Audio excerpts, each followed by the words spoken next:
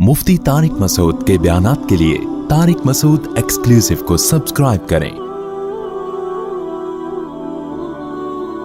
Tariq Masood exclusive.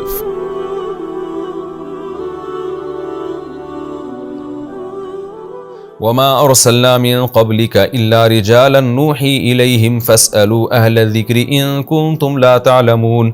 अल्लाह ने सहाबा को तसल्ली दी। दोबारा अल्लाह मुशरिकीन मक्का की तरफ आते हैं, क्योंकि डिबेट भी चल रही है, हिजरतें भी हो रही हैं, मुनाजरे भी हो रहे हैं, तसल्लियाँ भी एक ही टाइम पे नाजिल हो रही हैं। सारे काम उस ज़माने में एक ही वक्त में हो रहे थे।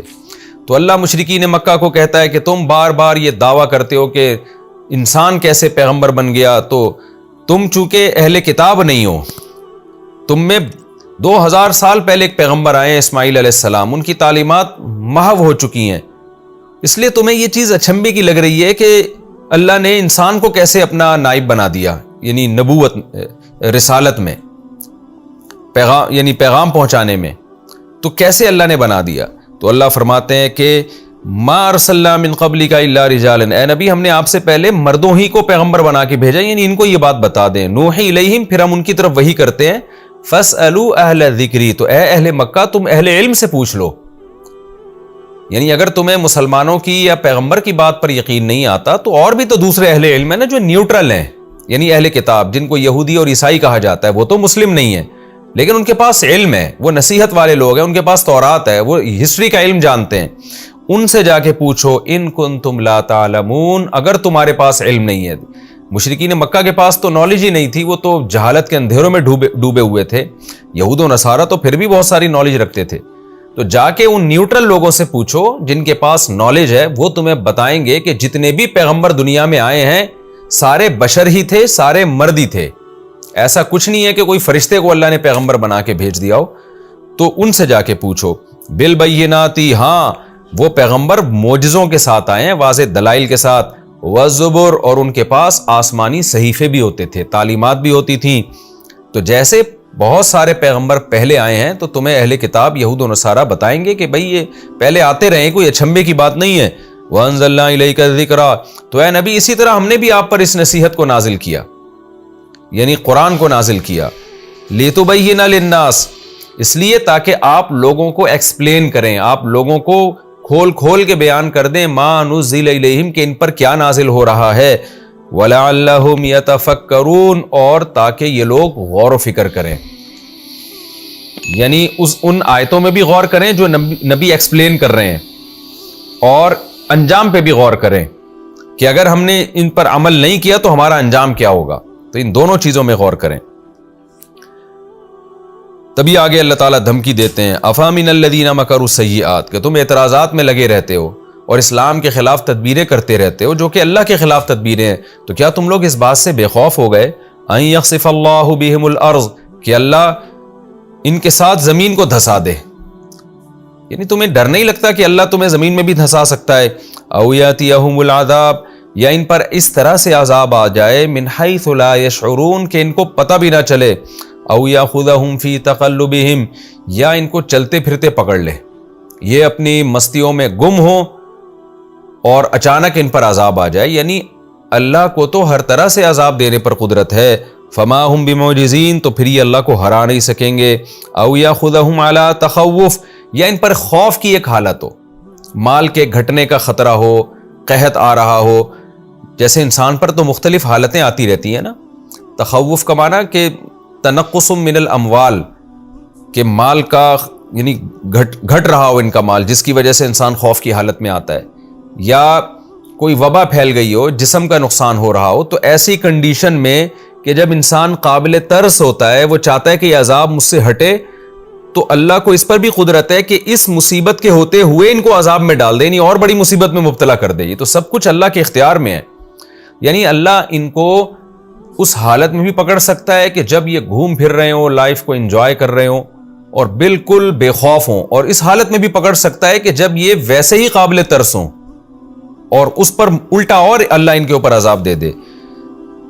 फ़इन्ना रब्बकुम लरऊफ़ुर रहीम, फिर अल्लाह खुद अपनी तारीफ करते हैं कि बेशक वाकई तुम्हारा रब तो बड़ा शफीक है और रहम करने वाला है। क्या मतलब, ऐसा करता नहीं है वो, तो इस मोहलत से फायदा उठाओ, लेकिन ये मुमकिन है, पॉसिबल है कि अल्लाह ऐसा कर देगा। اس بات کا امکان پورا پورا موجود ہے۔ اولم یروا الی ما خلق اللہ من شیء، پھر اللہ انسان کو ایک نصیحت کرتے ہیں کہ دیکھ تو اللہ کے سامنے سر نہیں جھکاتا، اللہ کے حکم کے سامنے اطاعت نہیں کرتا، نہ اللہ پہ ایمان لا رہا ہے، نہ اس کی کتابوں پہ ایمان لا رہا ہے، نہ اس کے پیغمبروں پہ ایمان لا رہا ہے، اپنی مستیوں میں لگا ہوا ہے۔ تو اپنے علاوہ جتنی مخلوق ہے ان تمام مخلوق کو دیکھ کیسے خدا کے حکم کے آگے وہ تابع ہیں، جس کو جس کام پہ لگا دیا وہ اس کام پہ لگا ہوا ہے۔ تو یہ جو یعنی انسان کے علاوہ جتنی مخلوقات ہیں انہی کو دیکھ کر عبرت حاصل کرو۔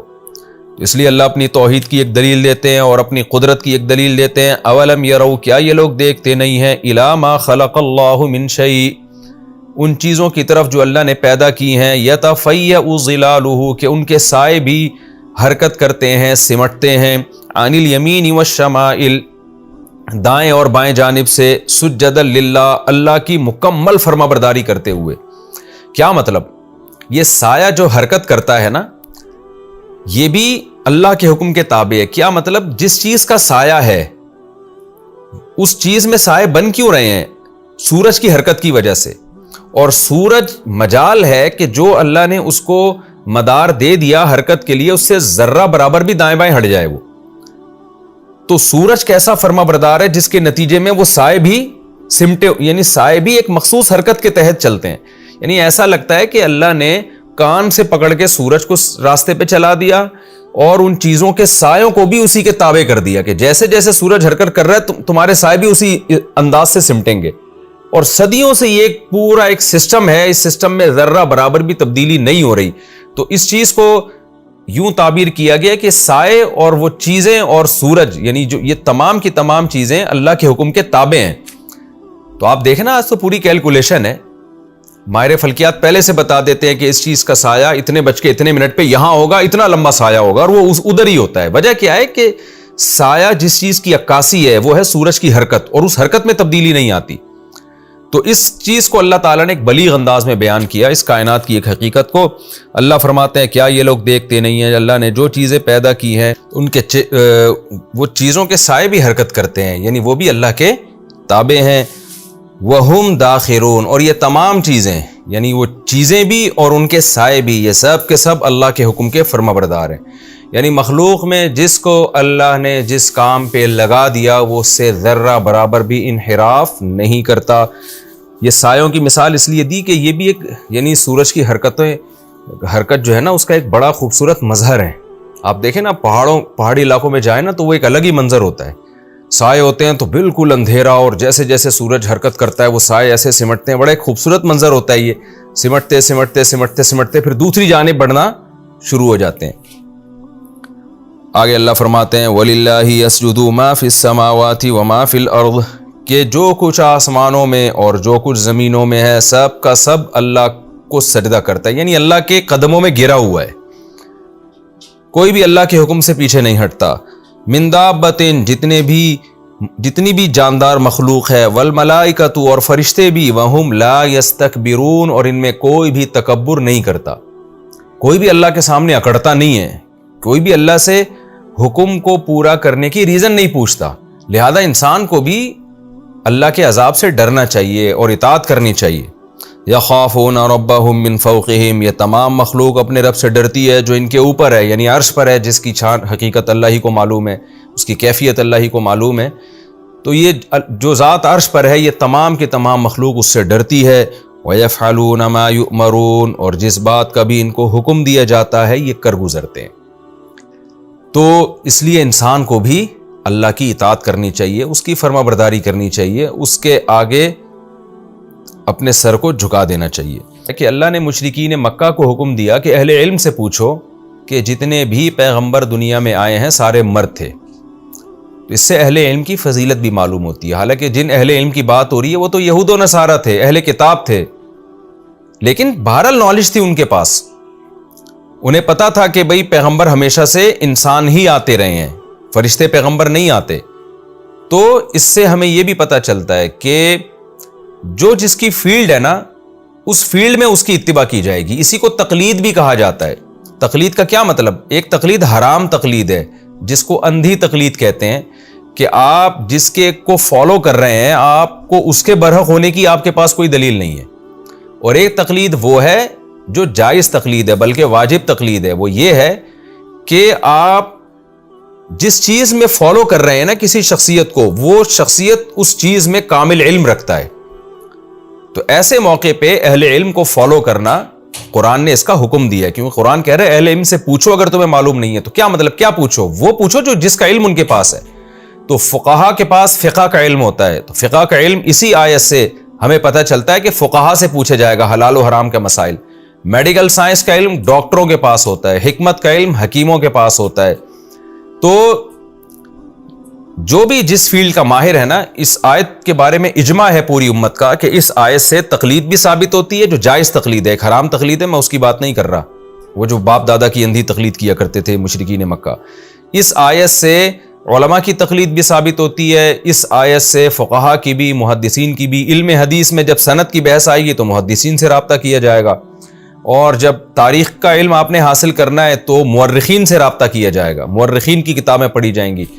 تو یہ جو آج کل ایک اوٹ پٹانگ قسم کی ایک سوچ چل پڑی ہے نا کہ ہم ہر چیز میں خود تحقیق کریں گے پھر ہم فیصلہ کریں گے, حالانکہ آپ کے پاس تحقیق کا علم ہی نہیں ہے.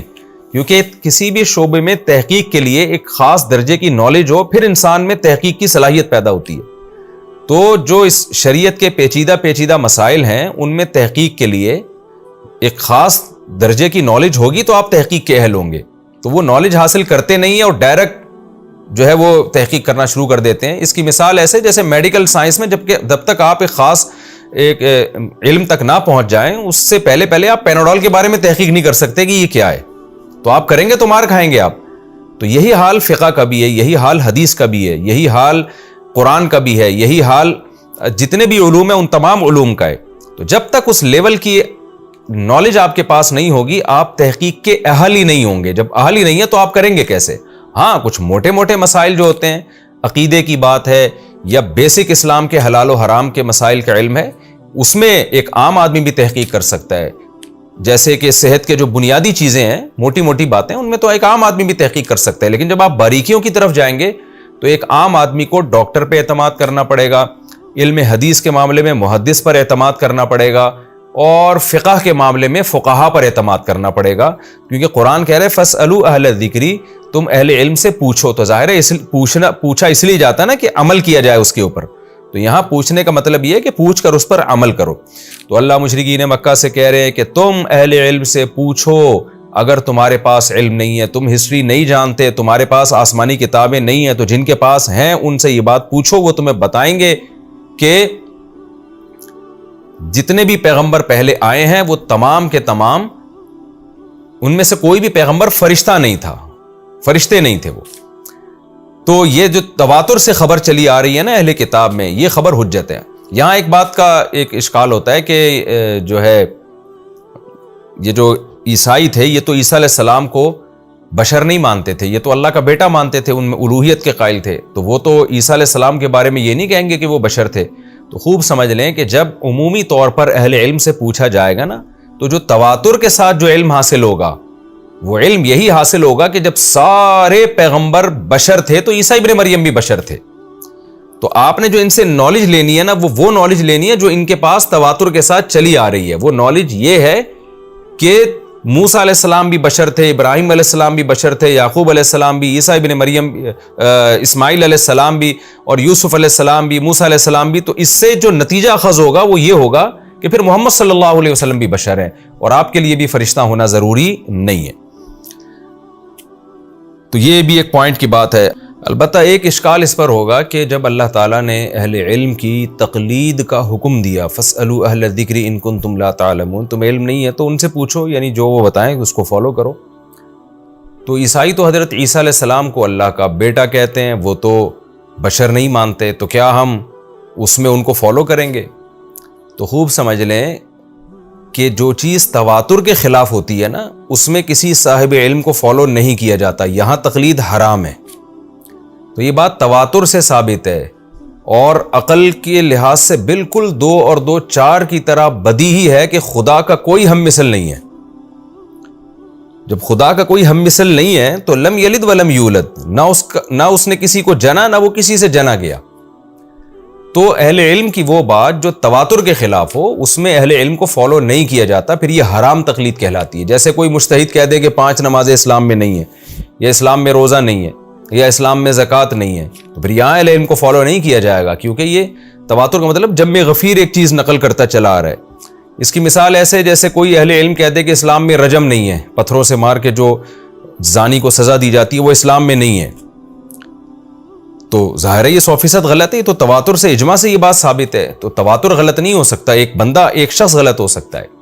تو فَاسْأَلُوا أَهْلَ الذِّكْرِ إِن كُنتُمْ لَا تَعْلَمُونَ کا مطلب وہ چیزیں جن میں تقلید جائز ہے ان میں اہل علم کی تقلید کرو۔ جہاں کسی اہل علم کا غلط ہونا تواتر سے ثابت ہو جائے، اور تو وہ تو پھر اس کا غلط ہونا ثابت ہوگا، جیسے کہ مشرکین مکہ اپنے باپ دادا کی اندھی تقلید کیا کرتے تھے، پھر یہ اسی کی فہرست میں داخل ہوگا۔ اور ایک اہم نقطے کی بات جو اگلی آیت وَأَنزَلْنَا إِلَيْكَ الذِّكْرَ لِتُبَيِّنَ لِلنَّاسِ مَا نُزِّلَ إِلَيْهِمْ، یہ بہت اہم نقطے کی بات ہے کہ ہم نے اے نبی آپ پر کتاب کو نازل کیا، قرآن کو، لِتُبَيِّنَ لِلنَّاسِ، تاکہ آپ لوگوں کو بیان کریں کہ کیا نازل ہوا ہے، یعنی ایکسپلین کون کرے گا؟ نبی صلی اللہ علیہ وسلم۔ آج بہت سے لوگ ہیں جو کہتے ہیں ہم قرآن کو مانتے ہیں، حدیث کو نہیں مانتے، حالانکہ قرآن کی ایکسپلینیشن جو ہے وہ حدیث سے ہوگی، اس کو ڈیفائن حدیث میں کیا گیا ہوگا۔ اگر آپ حدیث کو نکال دیں تو قرآن بھی نہیں سمجھ سکتے آپ پھر۔ اور تیسری بات یہ کہ وَلَعَلَّهُمْ يَتَفَكَّرُونَ، پھر یہ لوگ بھی تفکر کریں گے، یعنی نبی کے بیان کے بعد بھی بات ختم نہیں ہو جائے گی، ان کو ڈیپ میں جا کے خود ان کو بھی غور و فکر کرنا پڑے گا، جس کو اجتہاد کہا جاتا ہے۔ تبھی اسلامی علم اور اسلامی قانون جو مرتب ہوا ہے نا، وہ 3 چیزوں کو سامنے رکھ کر، قرآن، حدیث اور فقہ، یعنی قرآن بھی ہے، اس میں حدیث بھی ہے، پھر فقہا کا اجتہاد بھی ہے، یہ تینوں چیزیں مل کے اسلامک لا مرتب ہوتا ہے۔ کتاب الطہارہ، کتاب الصلاۃ، پھر اذان کا باب، پھر حج اور زکوٰۃ، پھر معاملات خرید و فروخت کے، پھر نکاح اور طلاق کے، پھر وراثت اور حدود، یہ تمام جو اسلامی حکام ہے نا، یہ ان 3 چیزوں کا مجموعہ ہے، قرآن، حدیث اور پھر فقہا کا اجتہاد۔ کچھ لوگوں نے حدیث کو نکال دیا اور کہا کہ ہم صرف قرآن کو مانتے ہیں، وہ بھی گمراہ ہیں۔ کچھ لوگوں نے کہا کہ ہم صرف قرآن اور حدیث کو مانتے ہیں، وہ بھی گمراہ ہیں۔ تو اس میں صحیح راستے پر وہ لوگ ہیں جو قرآن، حدیث اور فقہا کا اجتہاد، ان تینوں چیزوں کو، اجتہاد قرآن حدیث کو سمجھنے کے لیے جو اجتہاد کیا گیا، اگینسٹ میں نہیں جاتا وہ، اس کے سمجھنے کے لیے۔